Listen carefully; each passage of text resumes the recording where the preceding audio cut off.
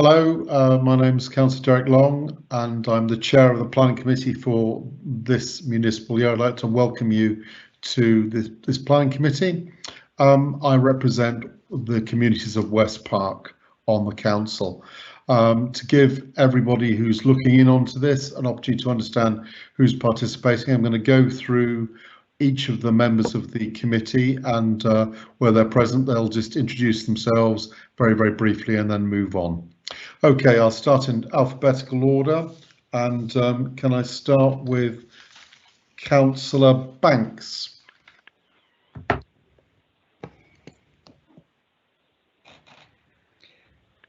Good evening, Councillor Dave Banks, Earlstown Ward. Thank you. Councillor Bowden. Good evening, my name's Councillor Bowden and I represent the Power Ward.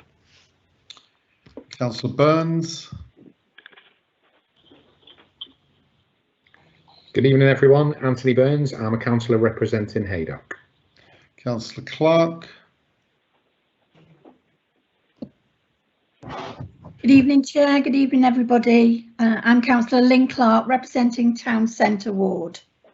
Councillor Gomez Aspron. Good evening, I'm Seb Gomez Aspron and I represent Newton Le Willows. Councillor Jones. I'm Councillor Alan Jones. I represent Rainford Ward, and good evening. Thank you, Councillor. I'm not sure if Councillor Janet Johnson's able to join us. She was having difficulties. Councillor Johnson, are you there? So I don't have Councillor Johnson, Chair. Okay. Councillor Maloney.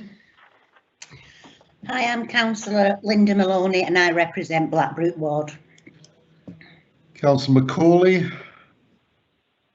Thanks, Chair. Hello, everyone. I'm Richard Macaulay, Councillor representing Thatcherheath Ward. Councillor McDonnell. Good evening, everyone. I'm Councillor Dennis McDonnell, representing Billinge and Senley Green. Councillor Osendeko. Thank you, Chair. I'm BC Osendeko and I represent Power Ward. Thank you. Welcome to the committee, BC. Councillor Pearl. Good evening. I'm Councillor Jeff Pearl, representing Eccleston Ward.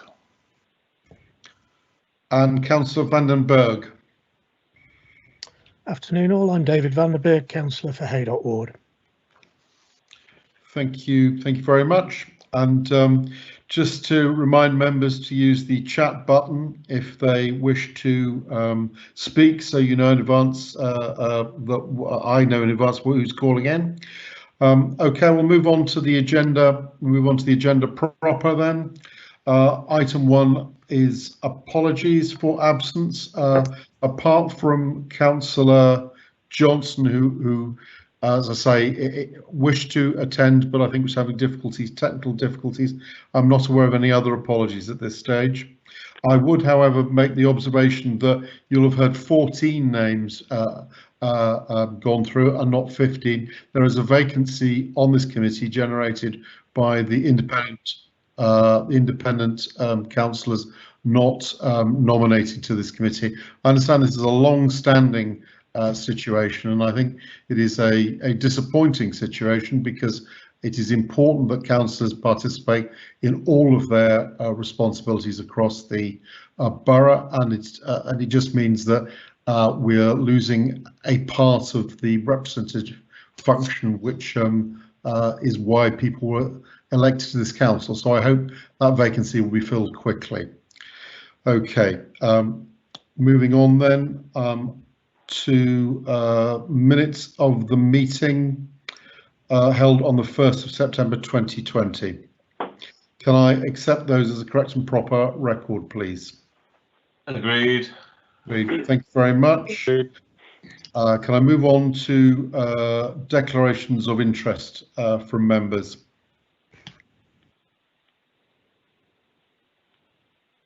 Councillor McDonnell.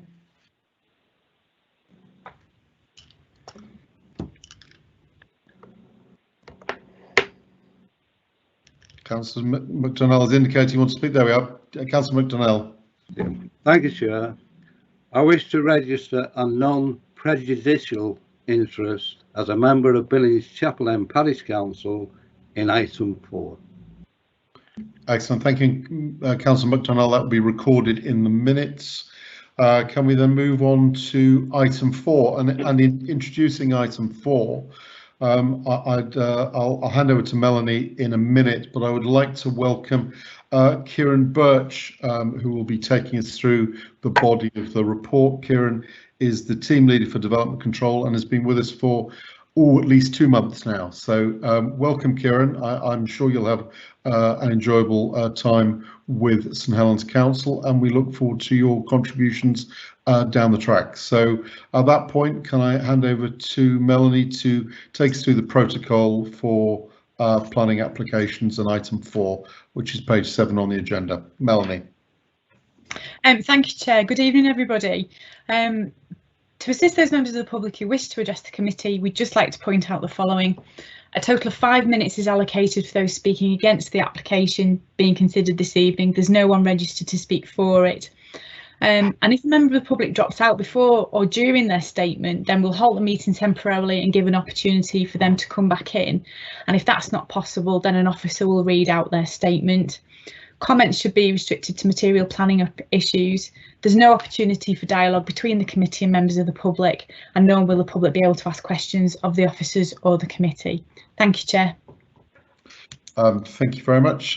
Kieran? Yep, thank you, Chairman. I'll just get my presentation up. Can we all see that? Yep, good for me. If you can put it on Yep. slide, yeah, from the that's great. Thank you. Okay, well, thank you, Chairman, and thanks for that welcome. This application's before members basically due to the number of objections we've received, and it's in relation to the provision of a rear dormer to replace an existing first floor rear extension that was built without planning permission. The application cites 6 Stuart Crescent, the red edge that you can see on the slide there. So I'm just going to quickly run through what's proposed and what's been approved previously, just to give some context. In terms of the application site is actually that one where it says your pet care and the red arrow, which made my life easier when I was producing this plan. As you can see, it was a dormer, it was a bungalow in render. It's surrounded by bungalows of different types. You can see those on the opposite side of the road. They've got first floor dormers in the front elevation. This row here is of 4 dwellings that are all similar, if not the same. So you've got 4 bungalows in a row that are the same, and then surrounding it are bungalows of different character. So you've got some semi-detached ones here with rear dormers. In terms of the levels of the site, as outlined in the report, the site does slope down. So this dwelling here, next to the dwelling, that's set at a lower ground level. And this picture here is of the original dwelling. So that shows what it was like before any works had taken place at the site, and was taken in a couple of years ago when the first application was submitted. You can also see on the picture the neighbouring property of the row of 4. As you can see, it's set lower than the application property. So as I said, obviously we're considering the development proposed, but because we've approved development previously and because there's been an appeal decision, I'm just going to quickly run through what that was, just so you're aware. So in terms of this slide here, that shows the original dwelling on the left-hand side, the original elevation, which you saw in the photograph. And then on the right-hand side, that's the approved rear elevation from application 18283. So that granted planning permission for a roof lift, 0.45 metres, so just under half a metre, and that allowed the construction of the rear dormer you can see there. That rear dormer was 5 metres in width across the roof, set down slightly from the ridge and in from the side of the dwelling you can see there. This was considered acceptable. The raising of the ridge line was not considered to be visually dominant or incongruous with the dwellings in the area. And as you saw from the picture in the previous slides, there is some variety in the area. The design of the dormer you can see is contemporary compared to what the original dwelling looked like, but it was considered to be acceptable. There was also considered to be no unacceptable impact on neighbours through any overlooking or overbearing from the development. This slide shows a photograph of what was actually constructed on the left, and on the right hand side what was submitted to the council to try and regularise that development. Now this was refused. So in terms of what was built here, this was the ridge height was raised 0.45 metres as approved, but they didn't build the dormer. Instead they built a first floor rear extension. So whilst the approved dormer was 5 metres in width and set back from the east, this was built to be 6 metres in width. You can see the red dotted line on the right hand side showing where the original dormer that was approved was. And this was obviously built flush with the rear elevation and the side elevation. So officers have found that this was unacceptable because it unbalanced the symmetry of the bungalow and it was bulky and dominant. And officers refused that application. That went to appeal, and the inspectorate agreed with officers' assessment that it was unacceptable. However, she did note that the use of the render did not harm the character and appearance of the locality, and that the windows in this rear elevation would not create any unacceptable overlooking or loss of privacy. And she also noted that it was not overbearing to the neighbours. So that's a material consideration when we're considering the application before us today. You can see on the photograph on the left the difference in height between the relationship between the neighbour and the application property, with the application property obviously higher. The inspector considered that relationship and found that that was not overbearing. So that's something that we need to bear in mind as a material consideration. In terms of finally what's proposed, and just to emphasise, what I've gone through today is the history of the site for a bit of context, but that's not what we're considering today. The inspector's findings were material considerations, but what we have to consider is the proposed development on the screen, and obviously how that relates in terms of the relation in relation to the development plan. So as you can see, what's proposed is a rear dormer to replace the existing first floor extension. This will be supported by the 2 timber struts you can see here, and the ridge height would again be increased by 10 centimetres. It will be 6 metres in width, so a metre wider than originally approved. But it's obviously, you can see, set in from the sides, the new ridge line and the bottom. And it doesn't differ too significantly from the dormer that was approved originally. It's obviously wider, but it's also more traditional in appearance. In terms of representations received, these are outlined in section 4 of the agenda, and these mainly refer to the design and the appearance of the proposal, and also to overlooking and loss of privacy created. Other comments include the disregard for the planning process, but that's not something we can consider. We're looking at what's proposed here today on the screen and whether or not that's acceptable. Just as a verbal update, 2 further representations have been received since publication of the agenda. These have come from neighbours who have commented previously on the application, and they raise matters that have already been incorporated and addressed in the agenda. They also refer to the site history, which is obviously outlined in the report, and they question whether a site visit's been undertaken. So it's just to confirm that a site visit was undertaken on the 14th of August, and measurements were taken externally of what has been built, and they are consistent with the submitted plans. So the plans submitted reflect what's been built on the ground. Finally, just to summarise the issues, so the main issue is obviously the design and appearance of the proposed development, and the main policy to assess that against is Gen 8 of the UDP. Gen 8 requires development to respect the scale, design and character of the original dwelling, and also respect the character of the area. Clearly, it's officers' view that because the proposed dormer is set in and is clearly legible as a rear dormer extension, appearing similar to that previously approved and subservient to the main roof, that it's acceptable in terms of that requirement of policy Gen 8. With regard to the requirement to respect the character of the area, whilst it's acknowledged there's a row of 4 bungalows of similar design and appearance, the proposed rear dormer before members today does not differ significantly from what could be built as permitted development, and which a number of dwellings in the area have built. There are dwellings of different styles in the immediate surrounding area, including on the opposite side of the road and to the rear. So it's officers' view that it cannot be said that the development does not respect the character of the area to a degree that warrants refusal of the application. Finally, with regard to the amenity issues, as I've discussed, the development that has been built without planning permission, that was found to have an acceptable impact on neighbours, both in terms of overlooking and being overbearing. So clearly what's proposed here is no different, if not better, than that which has been found acceptable. So to conclude, we're considering what is proposed before us and whether or not that's acceptable, not what's happened before, and taking on its own merits, officer's opinion is that the development is acceptable and it complies with the development plan. The recommendation is therefore to grant planning permission subject to the conditions which are set out on the agenda. Thank you, Chairman. Thank you, Kieran. That was very clear, very logical, very helpful exposition. So thank you very much for that. Can I then move on? I was just at this moment about to call. Is this referring to Steve Gardner, Kelly?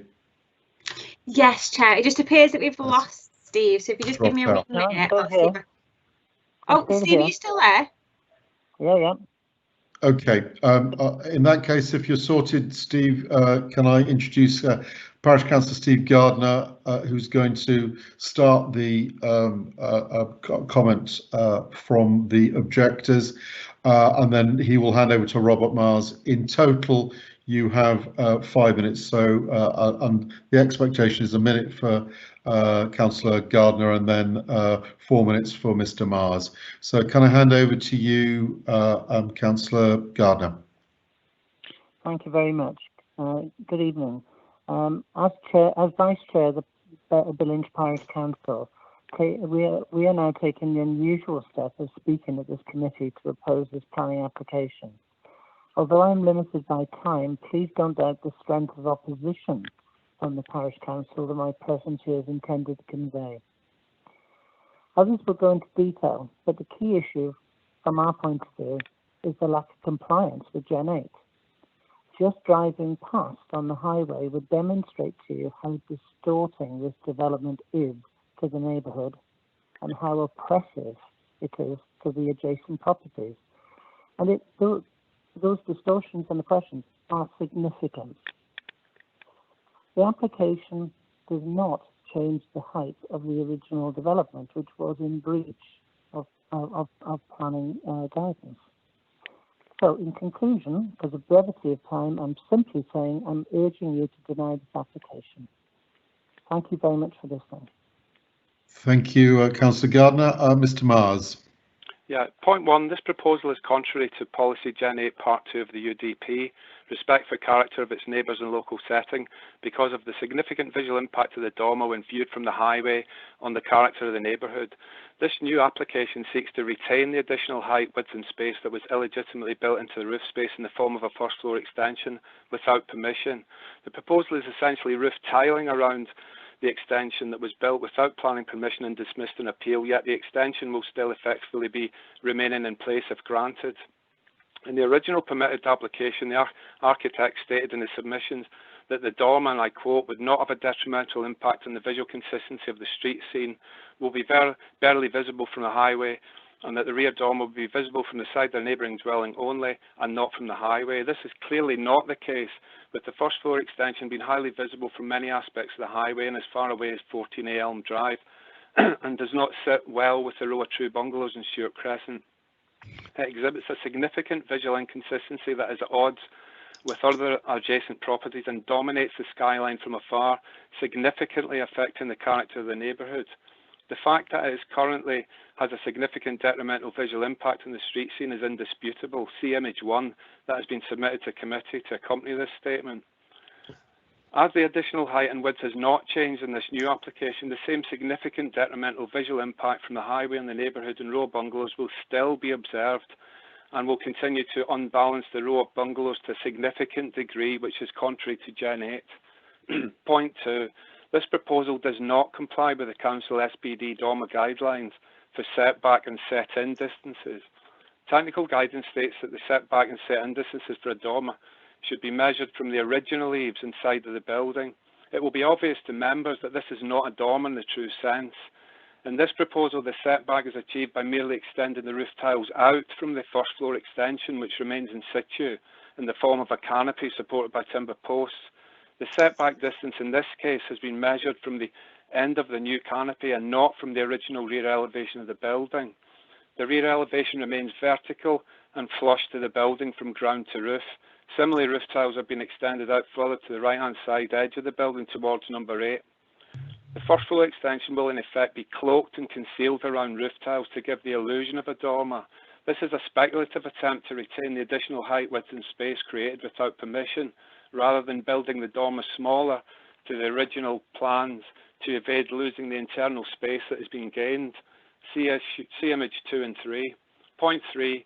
Raising the roof of the bungalow up and up higher than permitted has created an unacceptable height disparity with number 8 and unacceptable prominence issues for the wider surrounding area. The roof has been significantly raised higher than the approved dimensions and as such has created an unacceptable height disparity compared to number 8 and unacceptable prominence issues for the wider area. This proposal retains the same height, so there will be no change in this respect. Number 6 was already higher than number 8 prior to the build, but raising the roof by the increased additional height built without consent has greatly exacerbated the height disparity, and number 6 now towers over number 8 to a significant degree. The same appalling height disparity will remain with this new proposal. See images 4, 5 and 6. If this application were to be granted and an enforcement notice not served, it would send out a message to households or developments throughout the borough that they can disregard permitted plans during the build phase and yet still get away with retaining the additional space created. In conclusion, this application should be refused and an enforcement notice served to bring the height of the building back down to acceptable levels and built to the approved original drawings set out in application P 2018-0283. Thank you. Okay, thank you, Mr. Mars and Councillor Gardner. Again, very helpful and clear exposition of your case. Do Melanie or Kieran have any comments or questions at this point before I throw it open?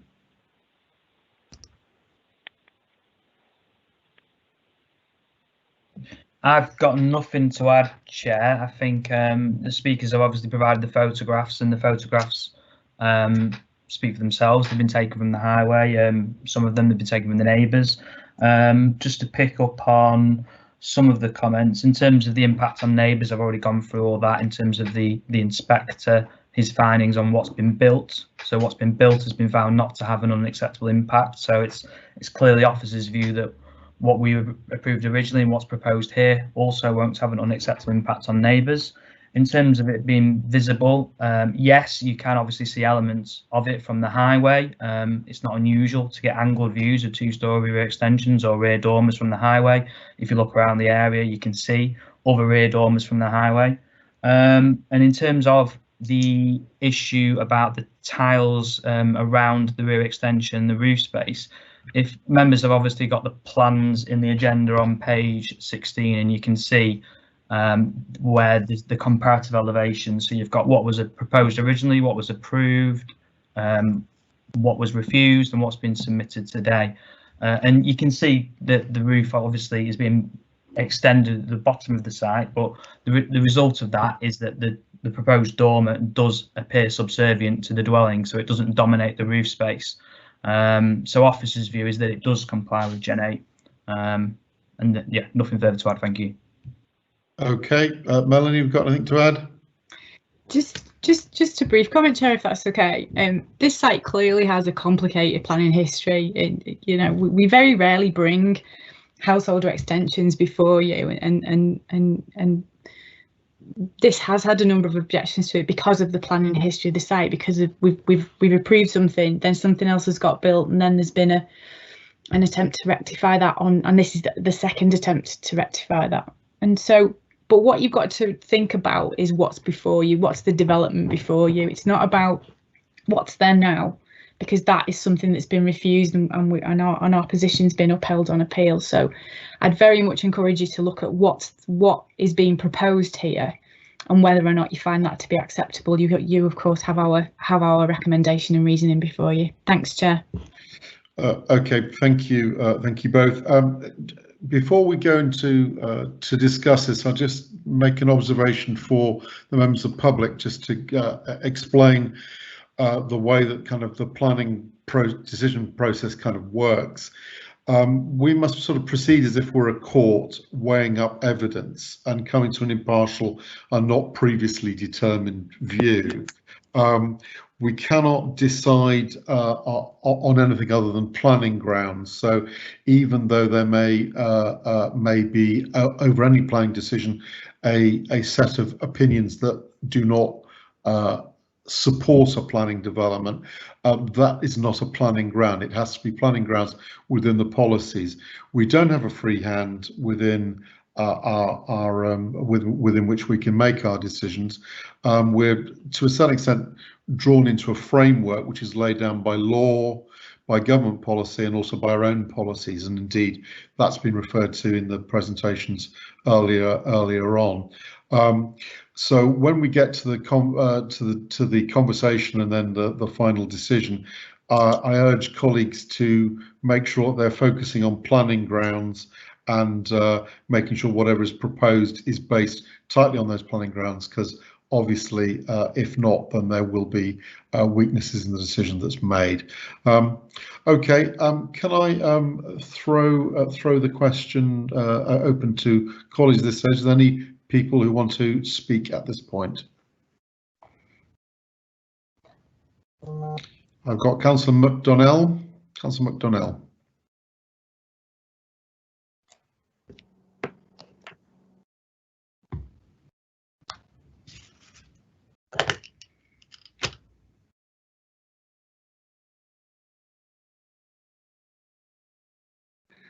Thank you, Chair.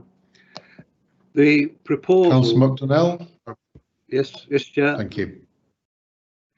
The proposal to increase the width of the single-storey rear extension to 5.7 metres was refused last year and lost on appeal.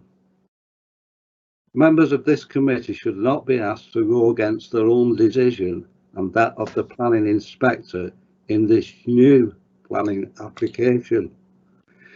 The new planning application is still for an oversized construction which does not respect the scale, design and character of the original dwelling. In fact, it's 6 metres wide now, it's bigger.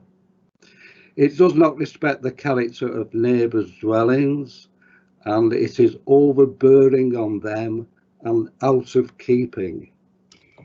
I can only recommend that this committee refuses the planning application and that the applicants comply with the planning application approved in 2018. Thank you, Chair. Thank you, Councillor McDonnell. You can knock your camera off, yeah? Are there any other comments from colleagues? Councillor Gomez-Asperon. Thank you, Chair. I'll just wait for my camera to go live. I'll start anyway, just in case.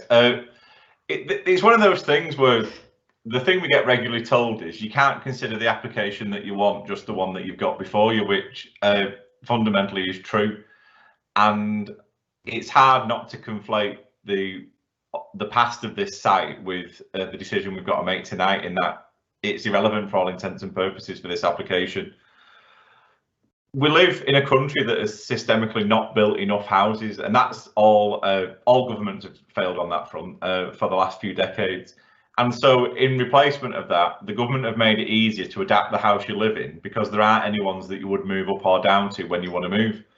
And I imagine this is a case of that. There's nowhere really to go, especially in a ward like Billing, which has not had many houses built over the last 15 years comparatively as a percentage. So you will find the residents end up adapting what they've got because there is nothing new to move into or nothing gets freed up. And so we get to that stage where people will make amendments. And like I said, the past history from our perspective is irrelevant.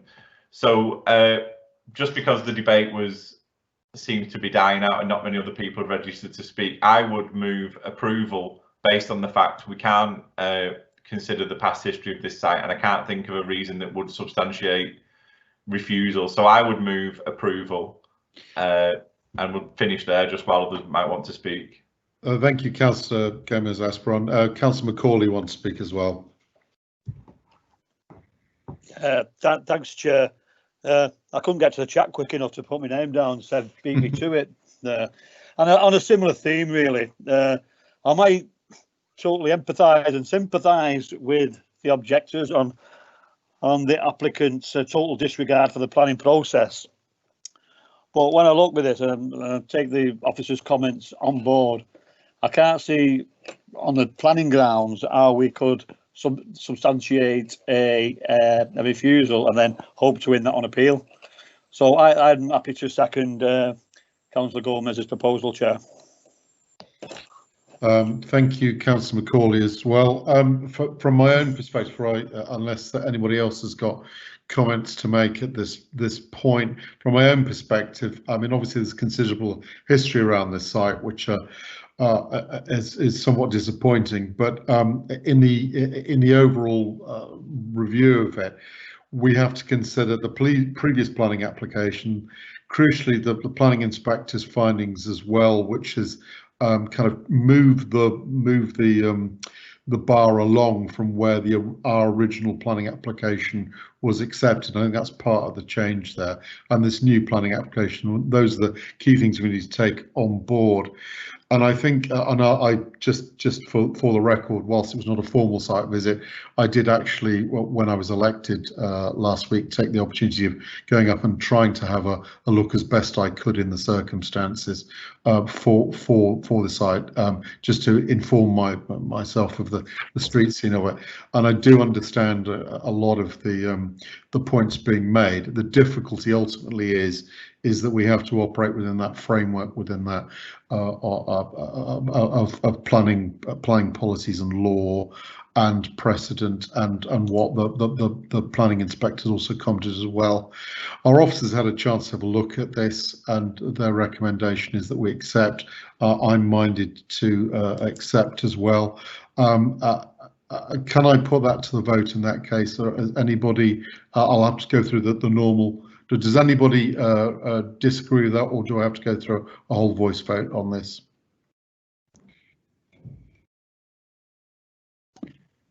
I agree.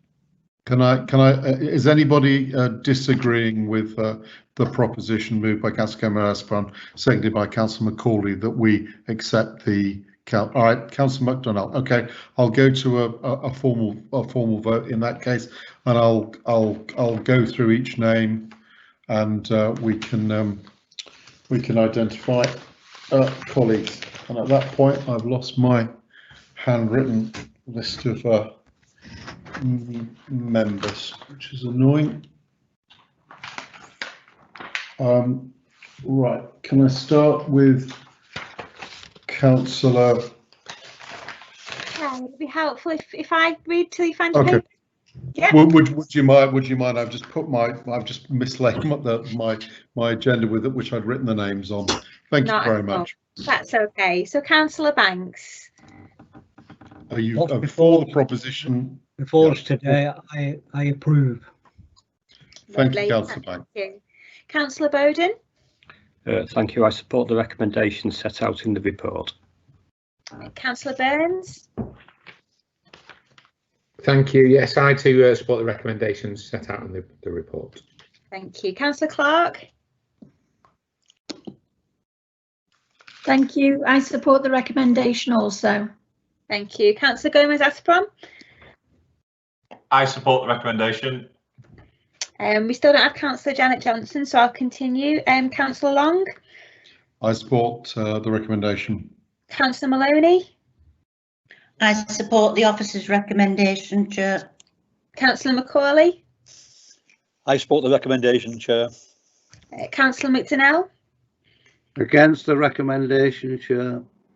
Councillor Osendeko. I support the recommendation. Thank you. Councillor Pearl.